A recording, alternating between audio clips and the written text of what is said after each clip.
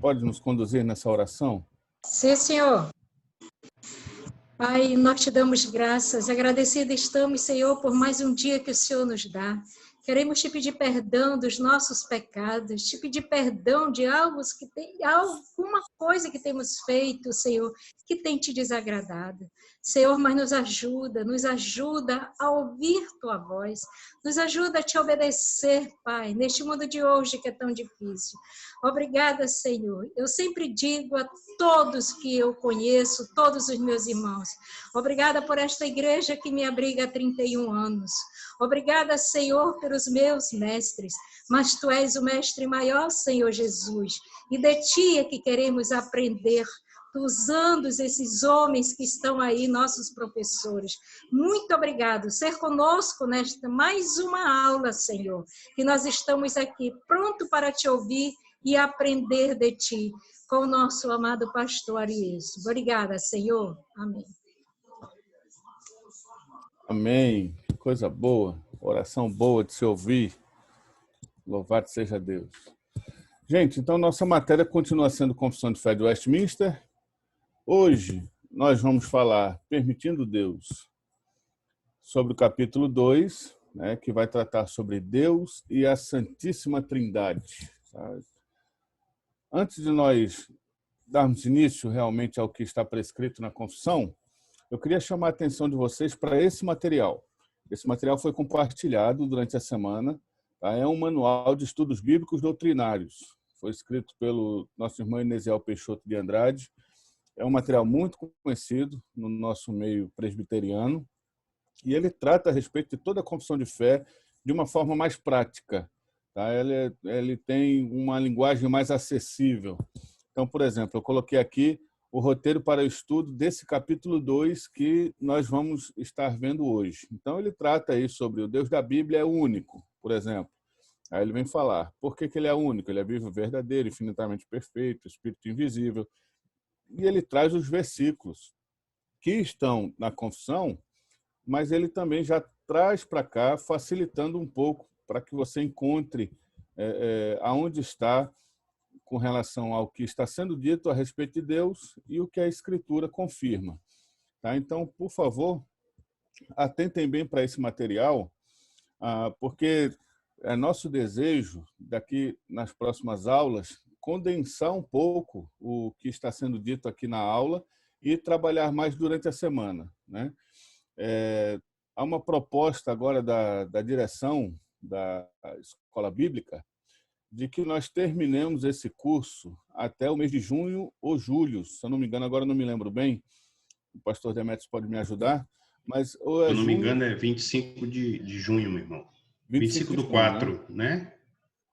25 de junho? Não, perdão. Mês 4 é o quê? Abril, né? Abril, isso. 25 de abril. Então, nós temos que nos adequar a esse tempo e o propósito é encerrarmos uma turma agora e começarmos uma outra no segundo semestre. Então, está sendo feita algumas mudanças na escola bíblica, eu faço parte disso, estou de acordo com essas mudanças, apoio o pastor Ricardo naquilo que ele está propondo. Tá? Então, são mudanças que vão nos levar para uma situação melhor. Talvez seja um pouco desconfortável agora. Talvez alguém diga, poxa, pastor, nós vamos ter que condensar ainda mais um assunto como esse. Esse assunto é incondensável, né? Se existe essa palavra. Se não existe, eu criei agora. Então, esse assunto é incondensável. Né? Não tem como a gente fazer algo... Eu concordo com você, mas nós vamos ter que sofrer um pouquinho para as próximas turmas não sofrerem como nós vamos sofrer. Então, não se preocupe. Pastor, eu vou entrar, no segundo semestre eu vou estar junto de novo. Vamos lá, vamos embora. Tá? Mas a questão é que nós vamos ter que realmente fazer uma adequação. Então, por isso que o estudo deste tipo de material, como esse material de estudo bíblico doutrinário, é importantíssimo durante a semana. Tá? Vou ver se multiplico mais aqueles vídeos explicativos, trazendo alguns pontos, algumas discussões que são mais aparentes, que são mais presentes, tá? Para nós estarmos trazendo e compartilhando durante a semana para diminuir a carga do domingo, tá bom? Então, por favor, atentem para esse material. Quem ainda não recebeu, dá uma mensagem, manda uma mensagenzinha lá no grupo. Eu não recebi. A gente posta de novo, tá bom? O Jonas, o Bruno, essa turma aí que está ajudando a gente, pode ajudar repostando novamente o material, tá bem? Então, hoje nós já vamos começar assim, tá bom? Eu não vou, mais uma vez, esmiuçar tudo que está descrito, vou tentar ir nos pontos e aí a gente vai construindo a didática, tá bom? Do ensino e aprendizagem. Então, vamos lá.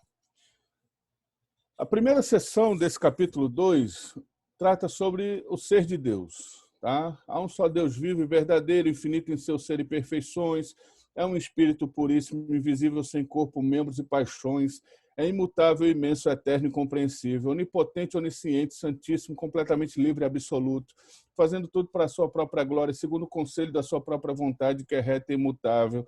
É cheio de amor, é gracioso, misericordioso, longânimo, muito bondoso, verdadeiro renumerador dos que o buscam, e, contudo, justíssimo e terrível em seus juízos, pois odeia todo o pecado, de modo algum terá por inocente o culpado.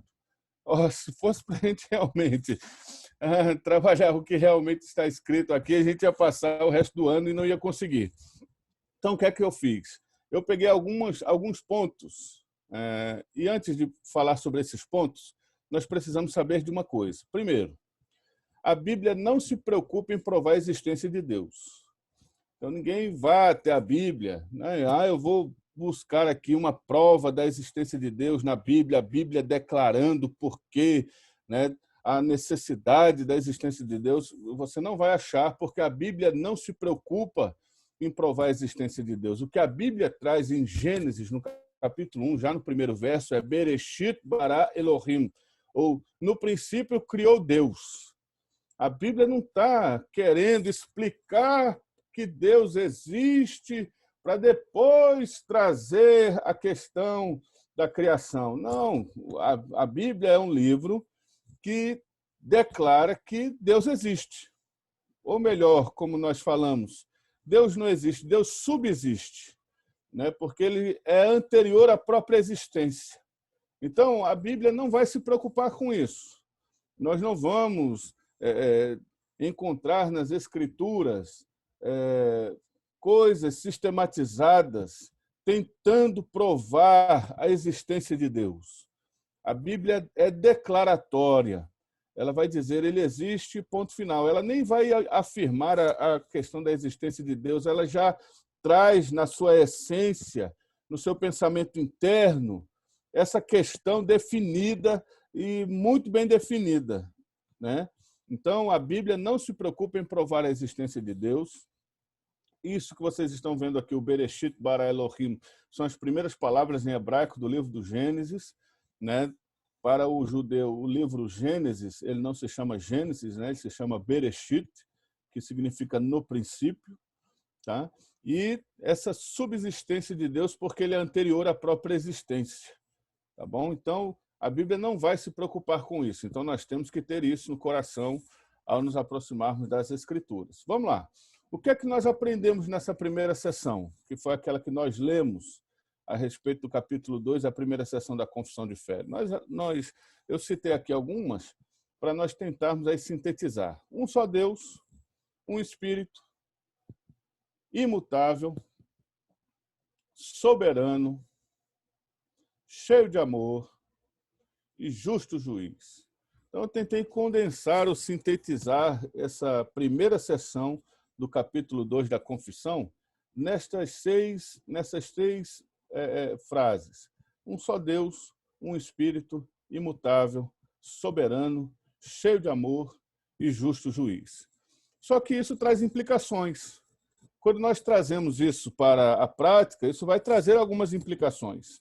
Eu recebi algumas perguntas durante a semana a respeito disso, né? Aqueles alunos que ficam ali ansiosos, querendo... Calma, irmãos, calma, domingo nós vamos conversar sobre isso. Então, o pessoal começa a perguntar uma coisa ou outra, e são essas implicações que nós realmente temos que estar prontos quando nós vamos falar a respeito do ser de Deus. Então, Quando nós afirmamos que só temos um Deus, só há um Deus, nós ficamos com a questão do único Deus do Antigo Testamento. Em várias e várias passagens e textos bíblicos, o Senhor afirma que Ele é o único Deus e que fora dele não há outro, né? E quando nós estamos tratando sobre Trindade, como nós vamos ver daqui a pouco, há essa questão de 3 pessoas e um Deus. E como é que isso harmoniza essa questão da afirmação que há um só Deus com o que está escrito realmente no Antigo Testamento, que só há um único Deus? Então, irmãos, para nós entendermos bem a questão do Antigo Testamento e do Novo Testamento, nós precisamos fazer algo, uma escala. Eu vou tentar fazer aqui, me perdoem, eu deveria ter colocado isso para vocês verem, no slide, né? Mas eu vou fazer aqui, eu acredito que vai dar para a gente entender. Não sei se vai dar, é para ver. Se for o que eu estou pensando, eu tenho. Você tem a da questão da revelação progressiva? Ah, não. Eu pensei que era outra coisa. Tenho não. Tá. Então, eu acredito que a questão da revelação progressiva é não sei se é trapézio, eu não sei, eu era péssimo em geometria, eu não sei como é que é isso. Mas não sei se está dando para vocês verem aí, né?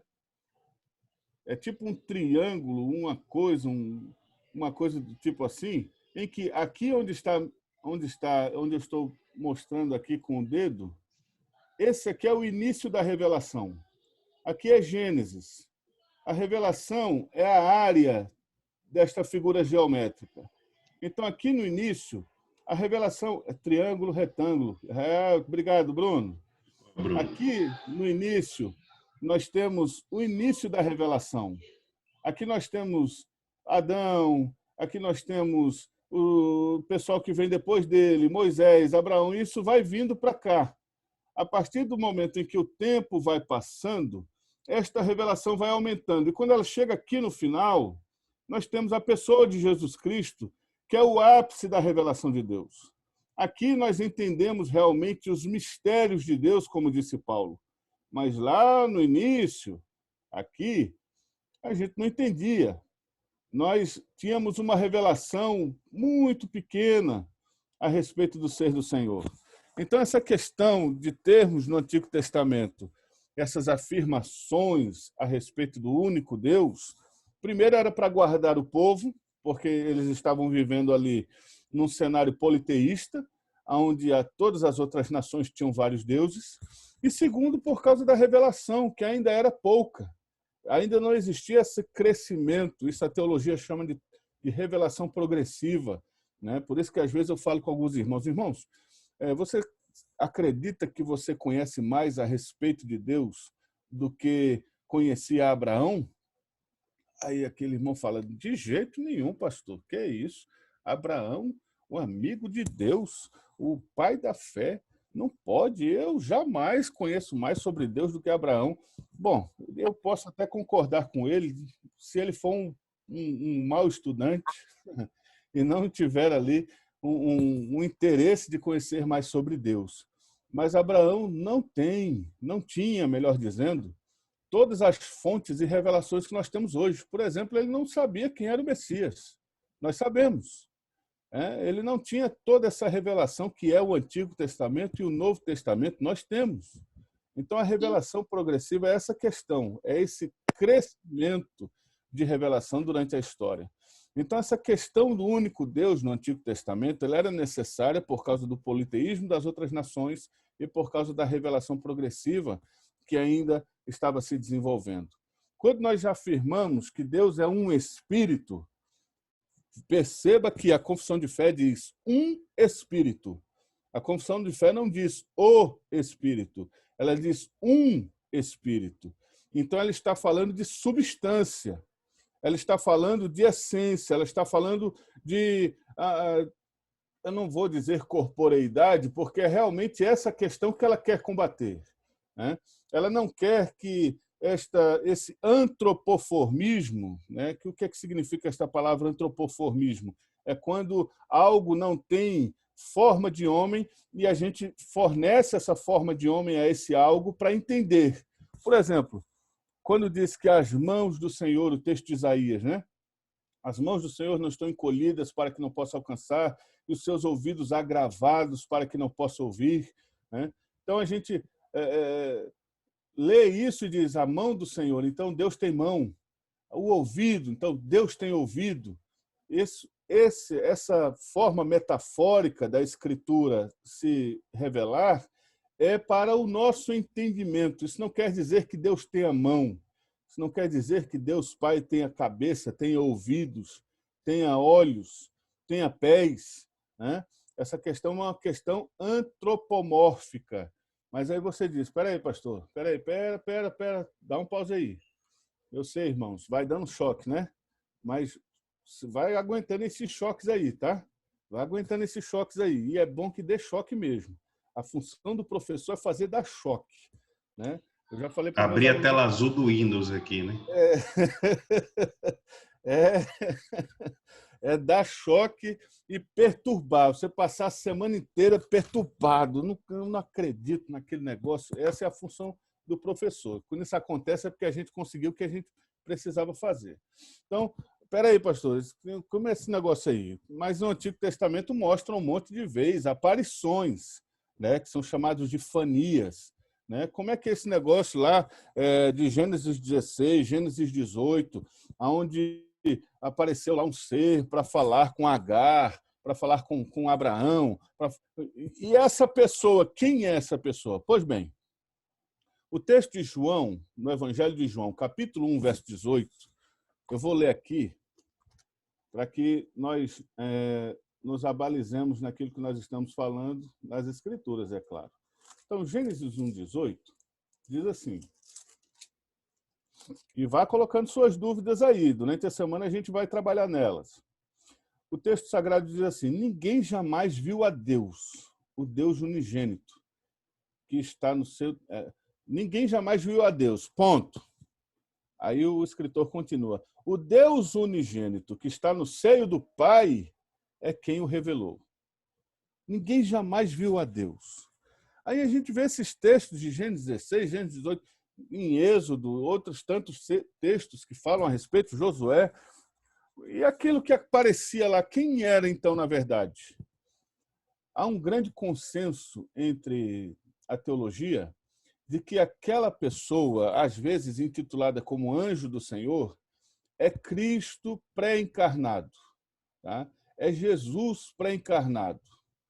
Então, aquelas que nós falamos como teofania, eu acho que vocês já ouviram muito a esse respeito. Eu tinha um professor, ele ainda é vivo, ele não gostava dessa palavra teofania, ele gostava de usar uiofania ou uiosfania, que é a manifestação do Filho. Né? Essa palavra uios é o Filho em grego, e fania é a manifestação. Então ele dizia, olha, todas essas questões, quando há aparição de anjo do Senhor, de uma questão que aquilo não é Deus Pai, é Deus Filho pré-encarnado. Então aquilo é uma uiosfania, não é uma teofania. Há um grande consenso na teologia a esse respeito, há uma grande concordância a esse respeito, e isso traz paz também ao meu coração quando eu percebo esses textos e eu vejo que Deus é um Espírito que não pode realmente tornar-se visível. A parte visível de Deus é Jesus, nosso Senhor. Então vamos lá. Está dando choque aí? Coisa boa, né? Imutável. E a questão do arrependimento do homem? Me arrependi de ter feito o homem. Gênesis 6:8. Me arrependi de ter feito o homem. Se Deus é imutável, como é que ele se arrepende de ter feito o homem? Como é que ele declara justiça e, em algumas vezes, ele volta atrás? Ele diz, olha, eu vou matar vocês, mas se vocês se arrependerem, eu mudo de ideia, tá? Então, olha, eu vou destruir aí a cidade de vocês, mas se vocês se arrependerem, tá? Então, eu vou mudar de ideia aí. Mais uma vez, nós voltamos àquela questão do antropoformismo, né? Essa questão do entendimento do homem a respeito do que Deus realmente deseja, da sua vontade. Deus não foi pego de surpresa, irmãos, no pecado de Adão.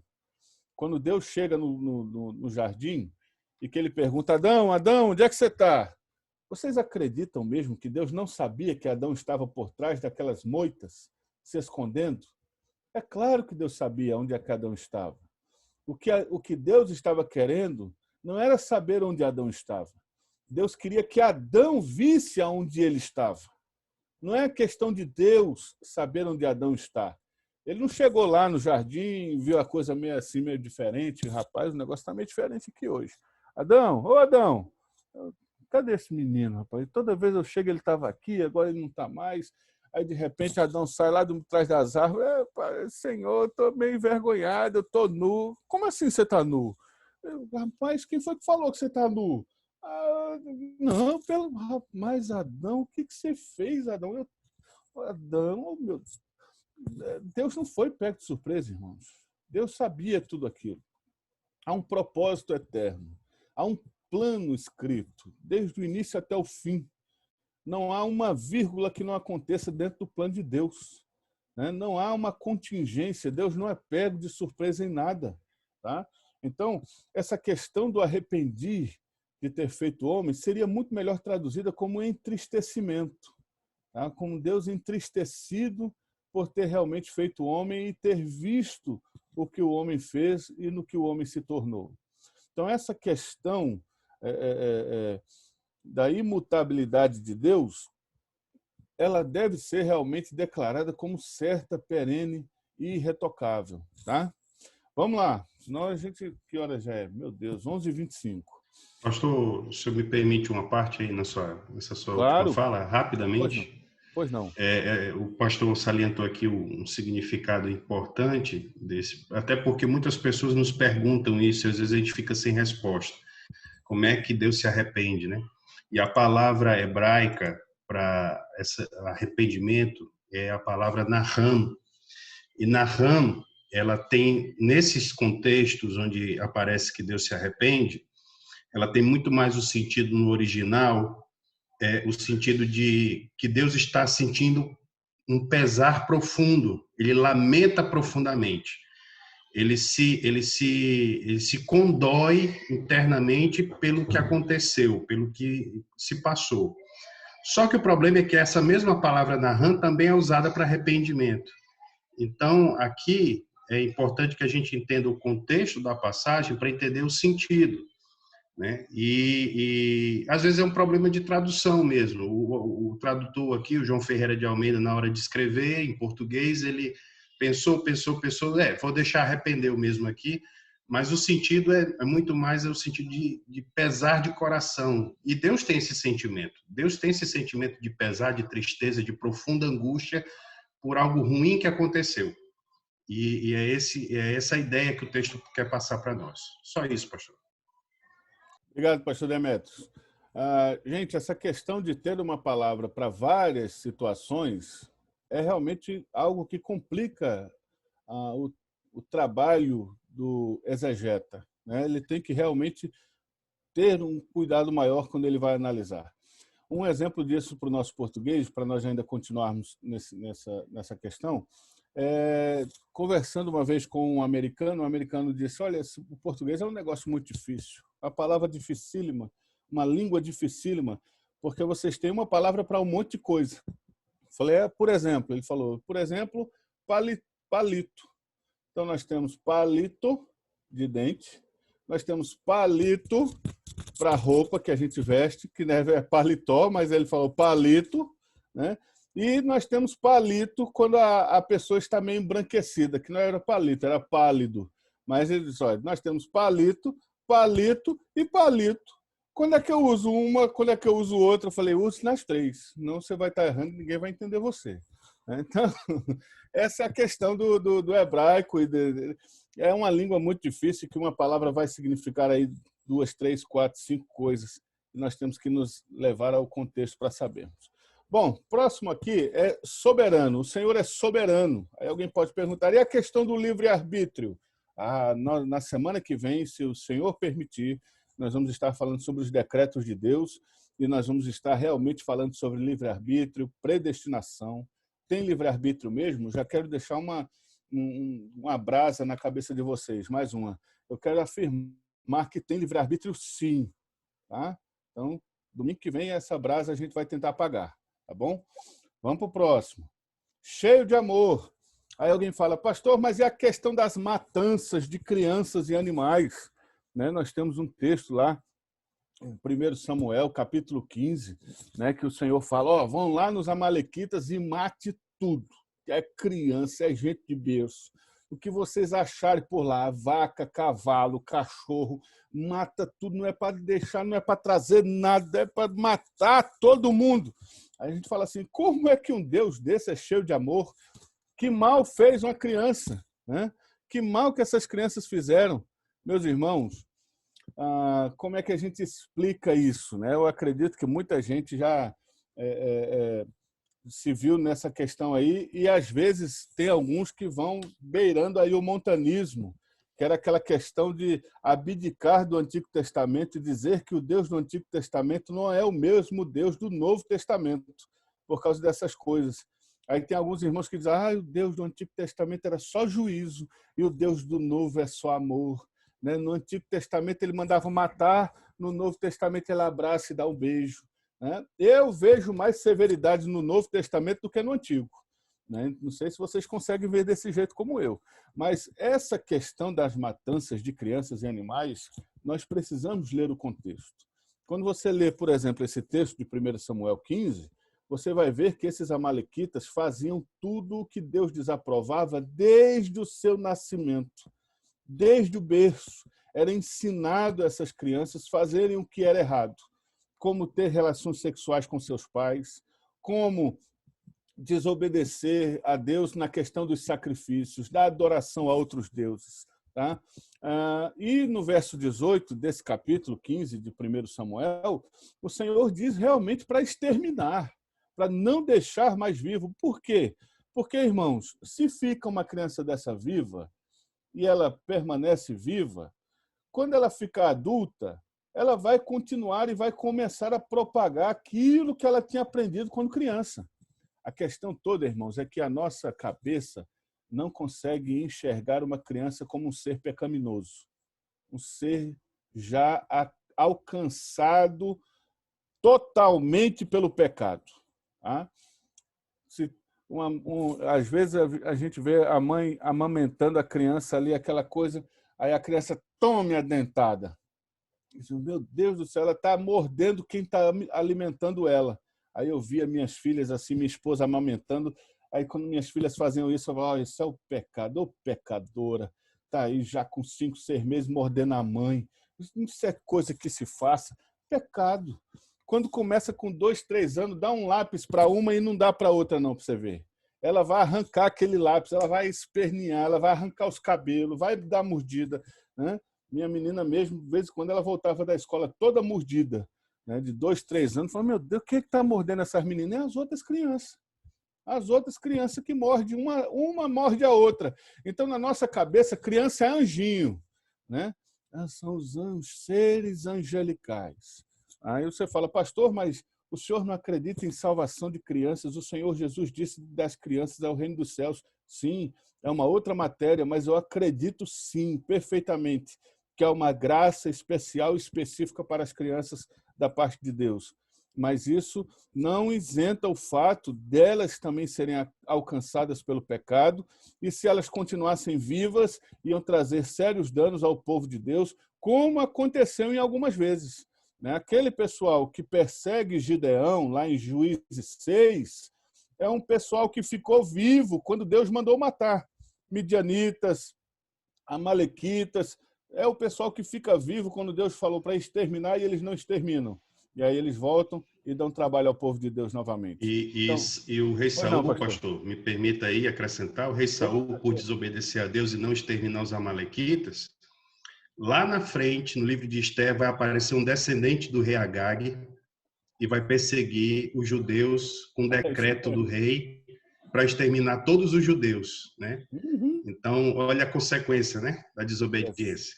Exatamente, meu pastor. É isso. Então, a forma de Deus ser um ser cheio de amor não anula essa questão da justiça, que é o próximo ponto, que ele é justo juiz. Tá? E alguém pode falar, mas se ele é justo juiz, e a questão da prosperidade dos ímpios? Aí eu encerro essa parte perguntando, o que é realmente prosperidade? Prosperidade é ser próspero financeiramente? Já vi várias pessoas com muito dinheiro, mas que eram pobres, pobres de marré, marré, marré. E já vi irmãos que não tinham 10 reais no bolso, mas que eram muito felizes e satisfeitos com aquilo que Deus os havia dado. Então, a prosperidade não diz respeito à posse, a prosperidade não diz respeito, não. A prosperidade não é uma posição, é um estilo, é algo que alcança a nós da parte de Deus e que nos dá saciedade em tudo. É o Salmo 23 cumprido. O Senhor é meu pastor e de nada terei falta. Isso é prosperidade. Então vamos lá para a seção 2. Meu Deus, já passamos de meia hora, mas vamos lá. Deus tem em si mesmo e de si mesmo toda a vida, glória, bondade e bem-aventurança. Eu vou deixar vocês lerem o restante. Eu tenho certeza que vocês já devem ter lido. Então, o que é que nós aprendemos dessa segunda sessão, naqueles pontos que nós estamos trabalhando, nesse tentar de sintetizar a confissão? Então, nós entendemos nessa segunda sessão que Deus é autoexistente, autossuficiente, é a origem de tudo, sabe de tudo e está certo em tudo. Quais são algumas implicações? Se ele é autoexistente, quando foi seu início? Ah, meu irmão, se você for pensar nisso aqui, eu não sei como é que é o nome do Hospital de Loucos aqui de Manaus, mas lá onde eu morava se chamava Antônio Ribeiro, e eu acredito que todo mundo que estava, a maior parte ali da turma que estava no Antônio Ribeiro, estava lá porque ficou tentando descobrir quando foi que Deus começou a existir. Então, na verdade, Deus ele é autoexistente porque ele é anterior à própria existência.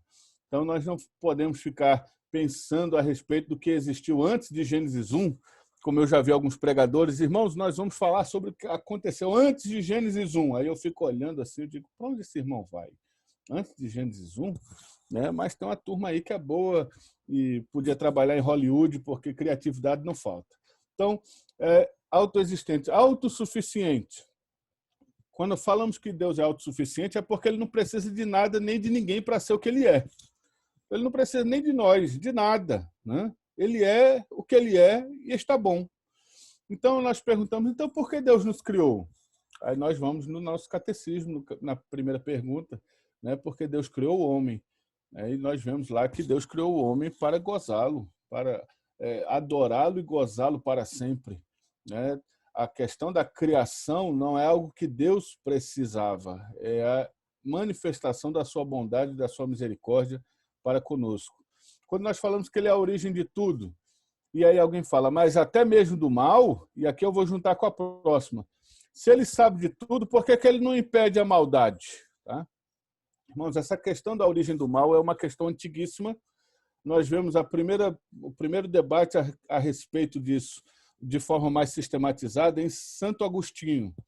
Tá? Então, Agostinho é o primeiro que vai tratar a respeito da origem do mal, da existência do mal, mas eu lhes digo que com toda a criação literária de Agostinho, ele conclui afirmando que Deus não pode ser culpado pelo mal que existe. Tá? Não é culpa de Deus. Deus, apesar de já prever e saber e até decretar que tudo isso iria acontecer, ele não pode ser o culpado destas coisas. Tá? Então, é uma discussão muito grande que nós podemos marcar em um outro dia. A gente faz aqui um encontro e a gente conversa sobre a origem do mal, tá bom? Mas sabendo que o próximo ponto fala que ele está certo em tudo. Tá? E eu coloquei aqui melancias ou maçãs, né? Aquele sonho lá que a pessoa tem, ela está passeando no jardim, ela vê as melancias no chão e ela diz assim, poxa, essas melancias aqui no chão estraga tudo. Se eu fosse Deus, eu faria as árvores darem melancias. Né? Não é a maçã, não, eram as árvores, as melancias ficariam penduradas, aquela coisa toda. E aí ele se deitou debaixo de uma árvore e tirou um cochilo. E aí daqui a pouquinho uma maçã cai na cabeça dele. E aí ele diz assim, graças a Deus que não foi uma melancia. Que eu não estava lá para fazer esse negócio na vez de Deus. Se fosse uma melancia, eu tinha morrido agora. Então, o Senhor está certo em tudo. Tá? Essa questão do mal e da existência do mal, né? As perguntas que nós fazemos, poxa, se Deus sabia que Satanás iria se rebelar e levar atrás de si 1/3 dos anjos do céu, por que ele não desfez esse negócio antes de acontecer? Pois bem, queridos, a Bíblia não nos dá resposta para tudo. Né? Por que será que isso aqui aconteceu? Por que Deus colocou lá a árvore no meio do jardim? Não era tão fácil ele não colocar a árvore? Não, já sabe que o miserável vai fazer. Não põe a árvore lá, era fácil. Ou então o anjo que depois aparece lá guardando a entrada do jardim, a espada flamejante, põe ao redor da árvore. Eu queria ver se Eva ia lá e a serpente e tudo mais. São perguntas que nós fazemos, que a nossa finitude faz por não compreender realmente toda essa questão e essa questão do plano soberano de Deus sobre tudo. Um dia a gente vai saber a resposta de todas essas coisas. Né? Como diz o texto sagrado, né? O Senhor Jesus dizendo, naquele dia nada me perguntareis. Então nós saberemos realmente o porquê de tudo isso que está acontecendo. Então, próximo ponto, próxima sessão, fala especificamente sobre a Trindade. Então, nós temos aí, na unidade da divindade, há 3 pessoas de uma mesma substância, poder e eternidade. Deus o Pai, Deus o Filho e Deus o Espírito Santo. O Pai não é de ninguém, não é gerado nem precedente. O Filho é eternamente gerado do Pai e o Espírito Santo é eternamente procedente do Pai e do Filho. O que é que a gente precisa antes de nos aproximar da doutrina da Trindade? Coloquei aqui, antes é necessário tirar a sandália dos pés. O que é que isso significa? Vamos perguntar a Santo Agostinho mais uma vez. Santo Agostinho, bispo de Hipona, na África. Era um teólogo africano, um negro, que estava ali fazendo seu trabalho acadêmico e era um dos grandes líderes da igreja da época, do século III. Então, o que Agostinho diz? Essa história que é retirada ali do livro de Confissões, no livro 8 de Santo Agostinho, algumas pessoas dizem que é uma lenda, mas ele é usada por várias pessoas e eu queria compartilhar com vocês. Andando pela areia da praia, Santo Agostinho submergia certa vez em pensamentos profundos e altíssimos que se elevavam ao céu. Entre seus raciocínios, pensava ele no mistério da Santíssima Trindade. Como é que pode haver 3 pessoas distintas, Pai, Filho e Espírito Santo, em um mesmo e único Deus? Ele avistou de repente um menino com um baldinho de madeira que ia até a água do mar. Enchia o seu pequeno balde e voltava despejando a água em um buraco na areia. Santo Agostinho, observando atentamente o menino, lhe perguntou: "O que você está fazendo?" O menino, com grande simplicidade, olhou para Santo Agostinho e respondeu: "Eu coloco neste buraco toda a água do mar." Diante da inocência do menino, o santo lhe sorriu e disse: "Isso é impossível, menino. Como podes querer colocar toda essa imensidão de água do mar neste pequeno buraco?" O anjo de Deus, que diz a lenda que esse menino era uma manifestação, o olhou então profundamente e lhe disse com voz forte: "Em verdade te digo, é mais fácil colocar toda a água do oceano neste pequeno buraco na areia do que a inteligência humana compreender os mistérios da Trindade." Então, irmãos, quando a gente se aproxima dessa questão, tem que ter muita humildade. Nós não podemos nos aproximar da questão da Trindade querendo encerrar um assunto que não foi encerrado por pelo menos os 7 primeiros concílios da Igreja. Então, esse tema da Trindade foi tratado durante 800 anos por todos os primeiros concílios ecumênicos que existiram. E quando a gente fala ecumênico, não é questão de tinha espírita lá, tinha católico, tinha kardecista. Não tinha. Ecumênico vem do grego oikumenê, que significa um mundo habitado. Eram concílios que traziam representação da igreja de todos os lugares do mundo. Então, por isso que eles são chamados de concílios ecumênicos. Esse tema da Trindade foi tratado em todos os 7 primeiros concílios, aproximadamente 800 anos de discussão, e não chegaram ali a um consenso.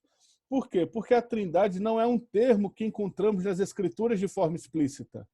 A gente não encontra na Escritura essa palavra Trindade. ou, como alguns preferem, eu entre eles, a palavra triunidade, né?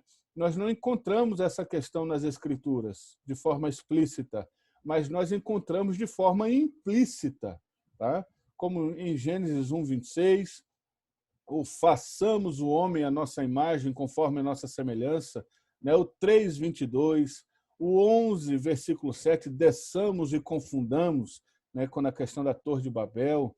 No Novo Testamento nós encontramos na segunda carta de Paulo aos Coríntios 13:13, na bênção apostólica, o amor de Deus, a graça de Jesus e a consolação do Espírito.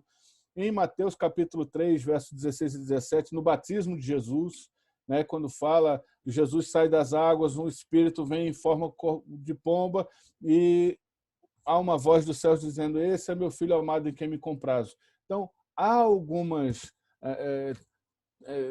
manifestações ou revelações na Escritura a respeito da triunidade, mas não é explícito. Então, esse é um tema realmente complicado. Então, o que é que a gente aprende nessa terceira sessão? Primeiro, que há um só Deus. E aprendemos sobre a economia de Deus, que isso aqui é interessantíssimo, e é aqui que eu quero terminar com esses minutos preciosos que nós temos. Há um só Deus, Pai, Filho e Espírito Santo. O texto lá da confissão fala a respeito de substância, poder e eternidade.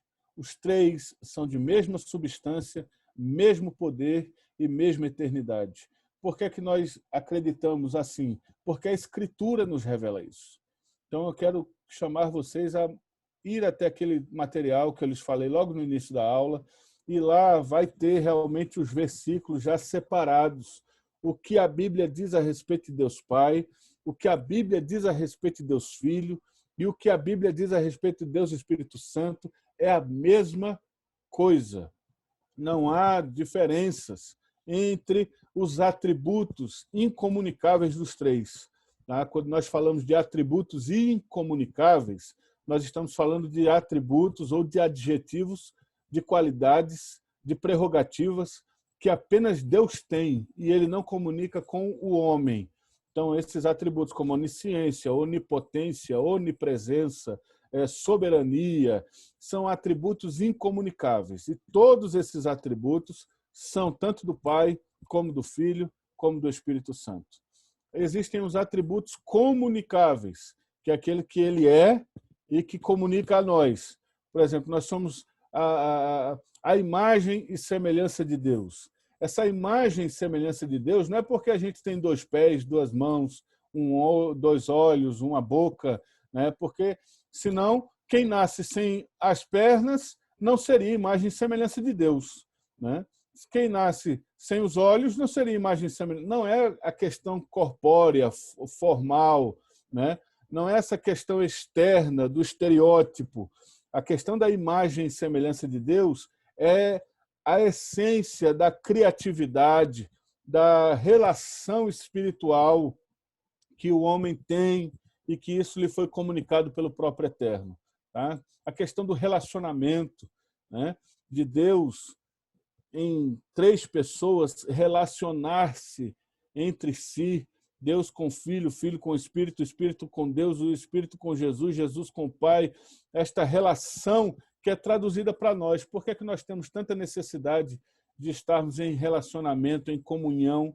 Porque o Pai e o Filho e o Espírito vivem em comunhão. Porque a triunidade é uma triunidade em comunhão relacional. Tá? Então, por isso que quando eu vejo, às vezes, alguém se isolando, se tornando ali uma ilha, isso é perigoso, porque ele está indo ele está indo contrário ao que realmente nós temos por essência, que é essa questão relacional. Tá?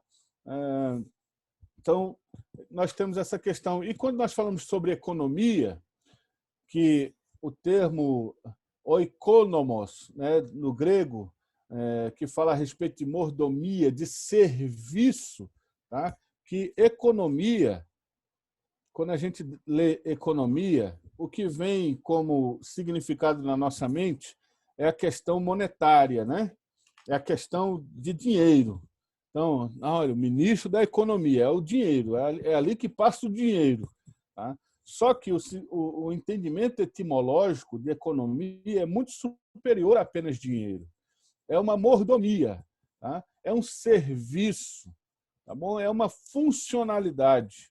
Então, quando nós falamos de economia na teologia, ou economia de Deus, como nós encontramos realmente escrito nas teologias sistemáticas e bíblicas e estudos teológicos, nós vamos encontrar que na economia de Deus nós temos, sim, um Deus com 3 pessoas e 3 funções diferentes. Então, nós vemos Deus Pai enviando, Deus Filho vindo e Deus Espírito Santo conduzindo o processo após Deus Filho. Tá?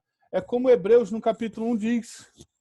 Hebreus não diz que no Antigo Testamento Deus estava falando através dos profetas e agora nos fala através do Filho e que o Espírito continua esta condução da igreja? São essas funções diferentes. Quem morre na cruz é Deus Pai? Não, é Deus Filho. Deus Filho morre na cruz.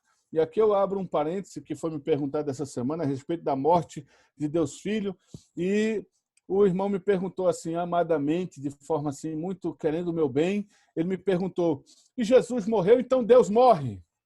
Aí eu falei, não respondi para ele, mas eu quero responder agora. Sim, Deus morreu. Tá? Mas não Deus morreu na questão filosófica da coisa, como já foi tratado por tantos filósofos a respeito da morte de Deus. Né? A questão da morte de Jesus Cristo ali é porque nós temos dificuldade de aceitar essa questão da morte de Deus, porque para nós a morte é algo que põe fim à existência de algo. E a morte não põe fim à existência de ninguém, nem de ímpios, nem de justos. A morte não põe fim à existência de ninguém, não é um ponto final para ninguém. Né? Pelo contrário, nós não somos aqui aniquilacionistas que acreditamos que depois da morte e do julgamento a alma vai deixar de existir. Pelo contrário, nós defendemos a questão da eternidade da alma, que a pessoa vai continuar existindo mesmo depois de morrer. Vai passar a eternidade no inferno? Vai passar a eternidade no inferno. Mas, pastor, vai ter gente se arrependendo no inferno? Não, não vai ter gente se arrependendo no inferno. Pelo contrário, é no inferno que os piores impropérios contra Deus serão ditos. Será lá, no lago de fogo de enxofre. Então, continuará existindo. A nossa dificuldade em aceitar a questão da morte de Deus na cruz é porque no nosso pensamento morte é ponto final, e não é. Jesus realmente morre. Não há ali uma encenação. Não há ali, como, por exemplo, falava Ário, né, que dizia que o Senhor, naquele momento, ficou meio assim, deu uma desmaiada, e o pessoal falou, morreu, morreu. Aí colocaram lá e ele acordou de noite, falou, eita, vou sair daqui. Aí ele mesmo, depois de ter levado chibatada o dia todinho, foi lá, empurrou a pedra, saiu, fugiu, e os guardas... Ô, meu pastor. Catalepsia. Então, é isso mesmo. Seja bem-vindo, meu pastor. A palavra está com o senhor. Não, pode continuar. O irmão está animado, tá ótimo. Estou aqui. É isso mesmo. Pode ir, pastor. Termine sua colocação. Já estamos terminando, meu pastor. Pois bem, então, com a permissão do nosso pastor, vamos continuar aqui. Então, irmãos, não foi isso que aconteceu. O que aconteceu realmente foi morte. Né? Deus realmente, Jesus morreu ali na cruz. E ele morreu mesmo, na plenitude da palavra. Tá? E ele morreu porque era necessário morrer. Porque para levar cativo o cativeiro, ele deveria ter realmente morrido como morreu. Tá? Porque ele vai até aquele lugar que era conhecido como seio de Abraão, e agora ele se apresenta naquele lugar, toma cativo aqueles que estavam ali e leva até a presença do Pai. Tanto é que depois da ressurreição, as mulheres veem Jesus ali, ele diz, olha, não me toque porque eu ainda não subi para meu Pai. Estava a caminho, né? Estava a caminho, porque realmente ele participou disso. Então, nós temos aqui um gráfico que é usado muitas vezes, mas eu quero já lhes antecipar dizendo que não é um gráfico perfeito, tá? Que não tem como traduzir a trindade ou a triunidade de forma perfeita, mas é um gráfico usado em vários lugares para facilitar o entendimento. Então, nós temos aí o Pai, o Filho e o Espírito Santo. No centro, nós temos essa representatividade da pessoa de Deus, o Deus triuno, e nós temos aí algumas setinhas que dizem o Pai não é o Filho não é o Espírito, e o Espírito não é o Pai, mas o Pai é Deus, o Filho é Deus e o Espírito Santo é Deus. Então, gente, aqui eu quero terminar, porque nós tínhamos no nosso coração abrir aí um tempo para nós participarmos um pouco da aula. Então é isso, gente. Eu vou tirar aqui o compartilhamento para nós batermos aí esse papo de 7 minutos. Se o pastor Francisco também quiser ter a palavra, já está com ele, né? Viu? Desculpa interromper, só não interrompe, pode ficar à vontade. O senhor acha melhor gravar as perguntas também, ou eu paro a gravação agora, que acabou a explicação do conteúdo? Não sei, eu prefiro que os irmãos digam o que é que os irmãos querem. Querem continuar gravando? Querem parar aqui? Deixa rodando as perguntas, porque vai esclarecer muitas dúvidas de outros irmãos também. Tá bom.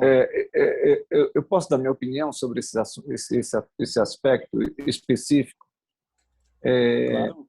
A minha preocupação é que, bem, é importante que quem vai assistir a aula depois assista toda a aula para entender os questionamentos, as perguntas. Porque se a pessoa apenas entrar nas perguntas e ouvir uma resposta, e talvez ele fique confuso, talvez ele não compreenda, ele não estudou a lição, ele pode gerar mais confusão na mente das pessoas, né? Então é importante só tomar um certo cuidado com relação a isso.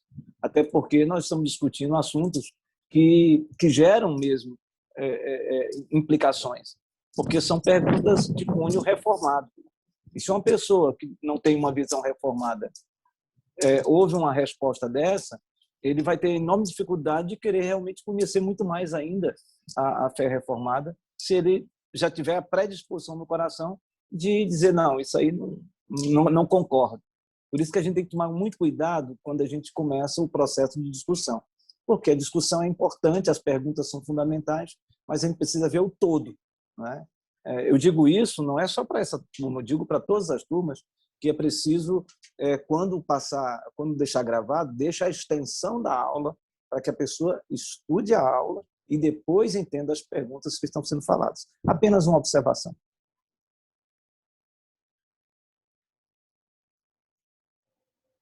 Então, mas eu não quero cessear ninguém para perguntar, não, viu? Pega no pé dele, gente. Arranca o couro.